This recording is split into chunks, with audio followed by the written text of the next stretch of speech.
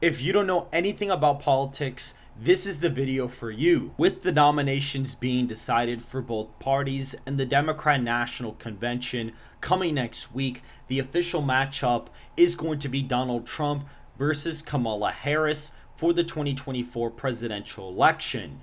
Looking at the polling data, Donald Trump was defeating Joe Biden very bigly in the previous polling data before he dropped out, and now Harris has actually taken the lead and a sudden momentum boost. Today, I'm going to give you the most unbiased breakdown of the 2024 presidential election and go into more detail for political newbies who are just getting into the political sphere. If you do enjoy this video, make sure to hit the like button and to subscribe if you want more content just like this. Before we get started analyzing the map, I want to lay down some ground rules first. The first thing for you to know is that there are different categorizations for each state.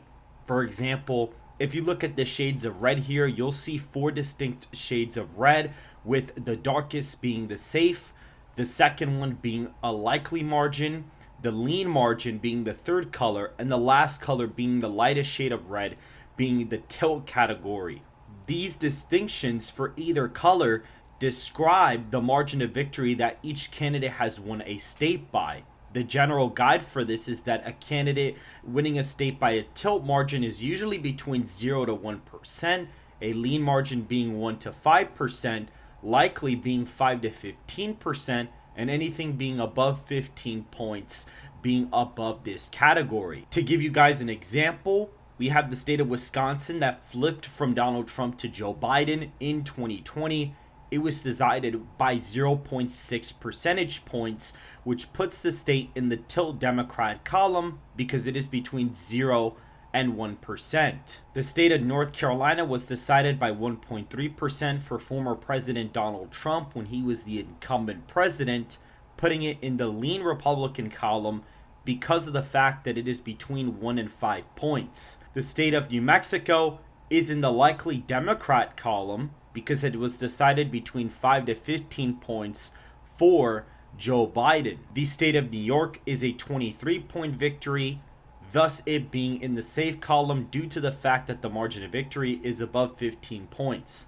This applies to every single state. I will also be referring to the betting markets as we break down the individual states to go ahead and give you guys a consensus idea of where the electorate or people that are putting their own money on the line, showing what they believe is going to happen in this general election. The last rule of thumb is that I actually have an election model that I have constructed that I use to predict the 2024 presidential election. This model was tested back to 2020 multiple times and has been updated over the course of the year. It currently predicts 279 electoral votes for President Biden in 2020, with Georgia and Arizona being the only incorrect states of that cycle, basically showing that I have a better model than states. This basically shows that my model and analysis is better than 538 and other mainstream media projections. Getting into the safe Republican states, we have the state of Utah, Idaho, Wyoming, Montana, the Dakotas, all of Nebraska except the 2nd congressional district. This congressional district is separated from the rest of the districts and the at-large vote in the state of Nebraska. To elaborate on this, the 2 states that decide by congressional district are Nebraska and Maine as well. The state legislatures decided to decide their presidential elections this way due to voter preference, as well as the preference of the state legislatures. They decided that this system more accurately presented what the electorate actually felt like in these individual states. These are the only 2 states to have adopted this system, and there were even talks of Nebraska getting rid of it earlier this year when incumbent President Joe Biden was still in the race. The state of Kansas is in the safe Republican column, as well as the state of Oklahoma, Missouri, Arkansas, Louisiana, Mississippi, Alabama, Tennessee, Kentucky, Indiana, and West Virginia. This brings the former president to 113 safe electoral college votes. These are states that have gone for former President Trump and other Republican candidates at least since the 2012 presidential election. The only state that defected to the Democrats in the past 20 years was actually Indiana when it voted for Barack Obama in 2008 by 1 percentage point, defeating John McCain. For the safe Democrat states, we have the states of California, Oregon, Washington, as well as the state of Hawaii, state of Illinois, state of New York, Maine's 1st congressional district, as well as Vermont, Massachusetts, Connecticut, Rhode Island, Maryland, and the District of Columbia. This brings the Democrats to 164 electoral college votes in the safe Democrat category, with Republicans at just 113. These are states that are going to be decided by over 15-point margins and will not really be that much of discussion in the mainstream media, or would be very important to the presidential election results. However, they do build up the base of each candidate's coalitions going into this election. The likely Republican states on the map, which are states that are decided between 5 and 15 points for each candidate, will be the state of Iowa, coming in at 11 points for Donald Trump. This is a decent improvement from the previous cycle, where he won the state by 8.2%. So this is about a 3-point shift to the right, indicating that it is actually trending about half a point to the right of where it was from the 2020 election cycle. To give you an example of what a trend is, let's look at the state of Nevada really quick as an example. You can see here, this is the 2020 presidential results, where Joe Biden basically won 306 electoral college votes to Donald Trump's 232. Now, if I were to basically adjust the margin here and essentially go ahead and put it by the leaning of the popular vote, you would actually end up getting a map that looks a little bit more favorable to Donald Trump. All I did here was essentially have the states shift in order to essentially create a tied popular vote. This is what you call the nonpartisan leaning of every single state. So for example, the state of Nevada voted to the right of the nation by 2.1 percentage points, as it voted for Joe Biden by 2.4% in a national environment of a plus 4.5 point victory for Joe Biden in the popular vote. These are the results of the 2016 presidential election, where Iowa, Ohio, the 3 Rust Belt trio that had not gone bread ever since the 1988 presidential election, finally flipped red for former President Donald Trump, as well as Maine's 2nd congressional district, which had voted Democrat basically its entirety of existence, when the Maine at-large area basically went to the Democrat, and the state of Florida flipped into the Republican column. What's very interesting is that if we were to do the same thing as before, you would see the state of Nevada having an interesting result. This is the 2016 results when you tie the national popular vote. The Rust Belt started voting to the right of the nation. However, Nevada was not voting to the right of the nation in this scenario. It was actually voting slightly to the left of the nation by 0.3 percentage points. This is because it used to have a read machine, which essentially was an operation to get Democrats out to vote, but that machine shortly died after 2020 and was already fading, approaching the 2020 presidential election. The state voted for Joe Biden and Hillary Clinton by the same amount in each cycle, but the national popular vote got more Democrat. And since it stayed the same margin despite the national popular vote getting more Democrat, it actually trended Republican by 2.4 percentage points. That's how you explain trends in presidential politics, and is an essential part of understanding how presidential elections can go. Because if you don't understand how, for example, a state like Georgia was trending to the left rapidly every single cycle, you wouldn't have been able to predict Georgia flipping Democrat in the 2020 election without a decent understanding of state trends. And if someone is ever trying to predict a presidential election, you can basically tell how accurate their map is going to be or how much they've studied trends by looking at certain states. For example, the state of North Carolina voted actually to the right of the nation by 5.8% in 2020, the same amount it did in 2016, indicating that it was a stagnant trending state. However, Georgia only voted to the right of the nation by 4 points. And so, with North Carolina being a stagnant state and Georgia trending to the right, if you see, for example, Let's Talk Elections video of a tied North Carolina and Georgia both going tilt Republican, essentially being within a point of each other, you can tell that he doesn't understand state trends because of the fact that North Carolina has been now voting to the right of the state of Georgia ever since 2020 and will more than likely continue to do so, as the state of North Carolina really hasn't trended anywhere, while Georgia has gone from voting to the right of the nation by 16 points just down to about 4 points in the past 18 years. That was a quick breakdown I wanted to give for trends and to explain them so you guys can understand in a future part of the video. The state of Ohio is also in the likely column and also trends about half a point to a point to the right of the nation in 2024. South Carolina is a 14.6 percentage point victory, also indicating a 3-point shift to the right, being a little bit of a stagnant trend. In the last cycle, the state of South Carolina voted for President Donald Trump by 11.7%. Now it is voting for him by about 14.3 percentage points, indicating almost a 3-point shift to the right. Despite the state being under the 15-point column, there really isn't anything to worry about, as the state of South Carolina in the betting odds is essentially at a 96 to 4% chance of winning.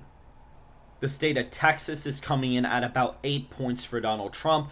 This would be around a 2.5 overperformance from 2020 and would indicate that the state's actually stagnant this cycle and that the Democrat trend in the state would actually stop this cycle.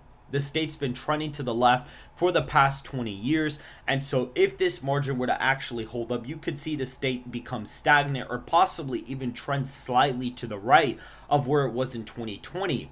This could be explained mostly by the southern border issue, which is basically caused by an immigration crisis where the incumbent President Joe Biden's administration with Vice President Kamala Harris have let in about 15 to 20 million illegal immigrants. This has raised concerns and has actually moved the issue of immigration to the number 1 or 2 spot in the top issues of the election, depending on the pollster you look at. And since Texas is right around the border, and Donald Trump actually gained with Tejano voters around the border and performed the best in the southern border of Texas out of any Republican in basically the entire state's existence, you can basically assume that more than likely these trends are going to continue, as Donald Trump is vastly improving his numbers with Hispanics nationwide and is leading the state of Texas in polling data by way more than what he was back in 2020. The final average in 2020 actually had him leading by only a point in the state of Texas. However, the average now has him leading anywhere by about 5 to 10 points, depending on what website you're looking at. And so state polls that underestimate him already have him up by almost 10 points. You can only imagine what possible victories could come out of the state of Texas for the former president.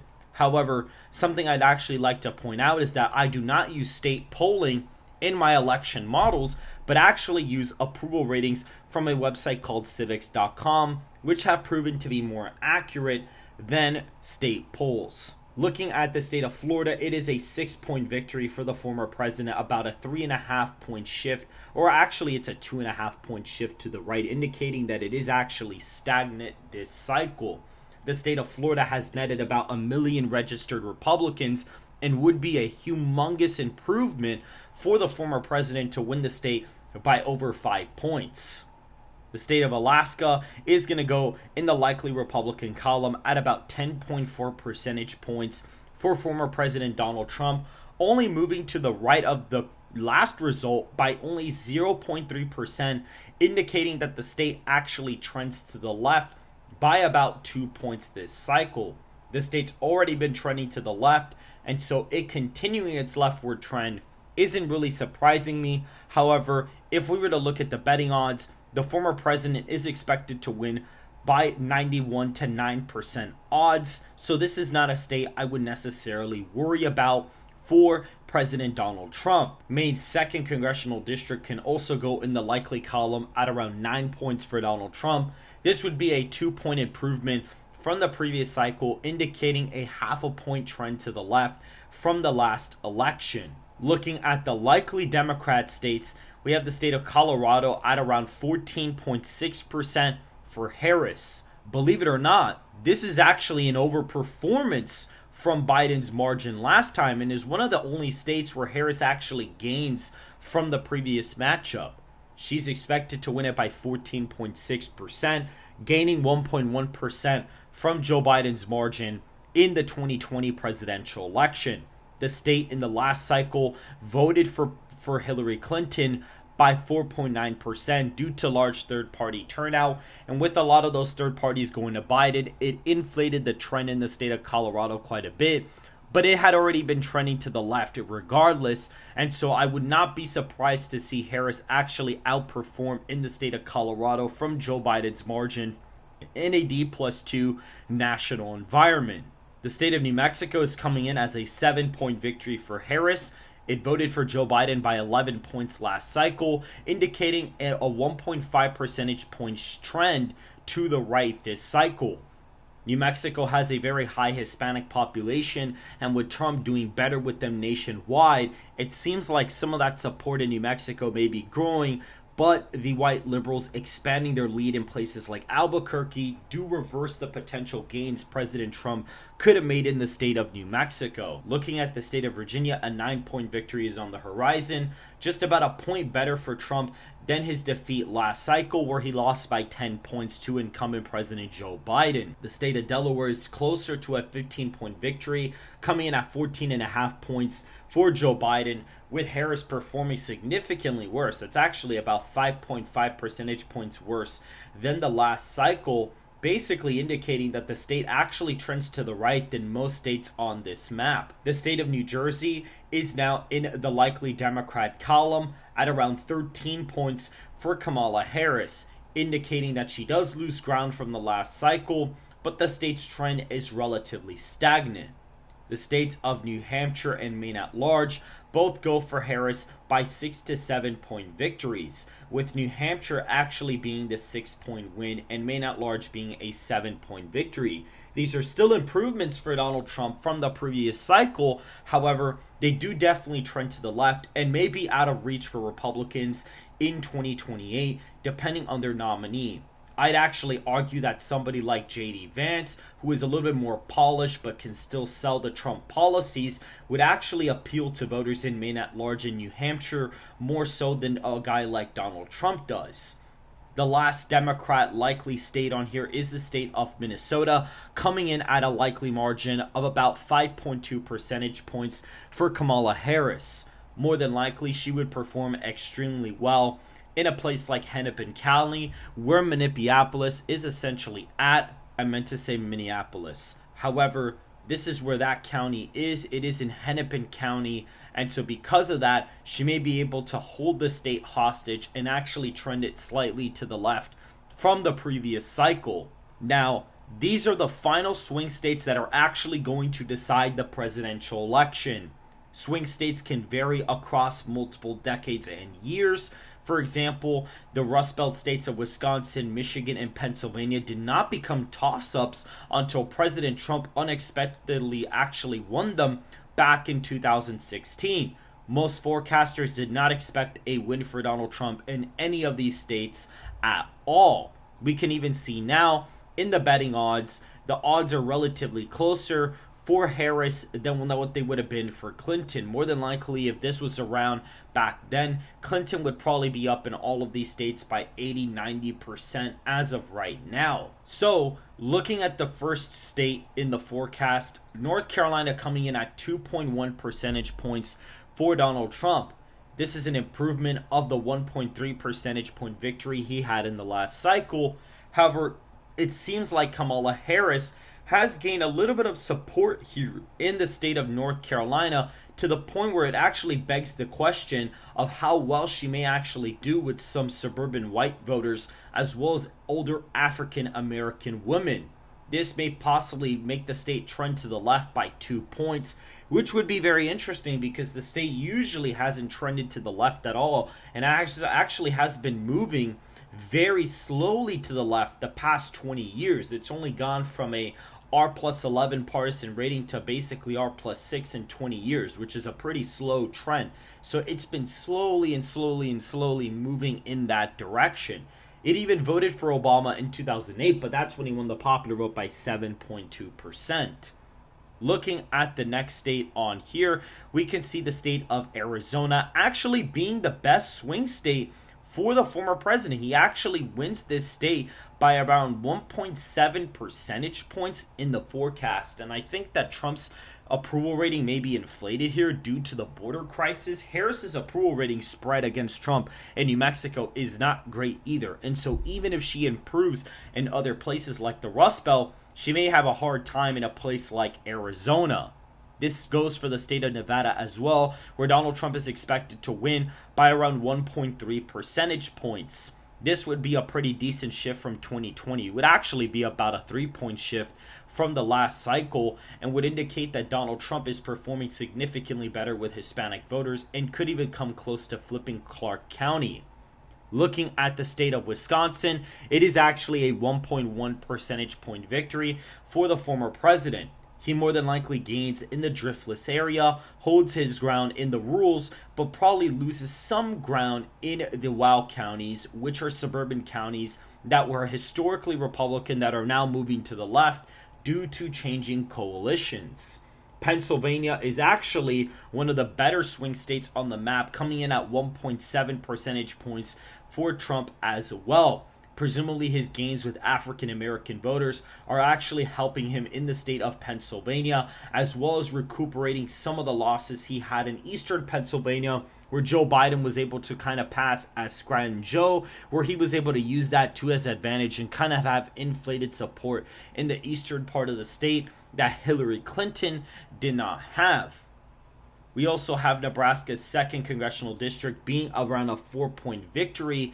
This is going to be a district that actually voted for Joe Biden in the last cycle by 6.6%.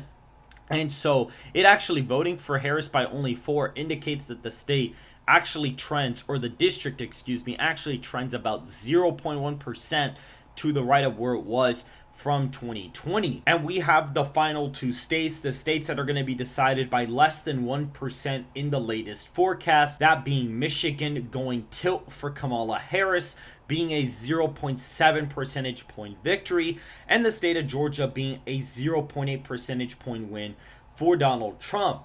What's actually interesting about Georgia is that I actually do not agree with this forecast, and I actually think he's probably winning the state by anywhere by 4 to 6 points, if you want me to be honest with you. However, the model I have constructed eliminates any bias and allows for real-time tracking of the data and doesn't allow me to create, harsh scenarios that could be biased towards either candidate, and gives me a general guide of where the election could be. When the data updates over time, the map will slowly change. Essentially, this is what would happen today if the presidential election were to be held on this day. Looking at the state of Michigan, this is a 0.7 percentage point victory. Presumably Harris may gain in some of the suburban exurbance area of like Wayne County, where Detroit is. So that probably plays a big part in the fact of her winning the state, and Trump may not gain in some of these rural counties enough, and that could explain the Harris win in Michigan. In Georgia, you may say the same thing. You may see Trump not do as well in the rurals, but Harris still kind of hold her ground, in the Atlanta areas, but she will still underperform Biden's victory. And the electorate in Georgia is actually 30% African American. So that's a very high amount of African American electorate. So any losses for Kamala Harris from Joe Biden is going to drastically make a difference. And that's why it does flip tilt Republican in this forecast.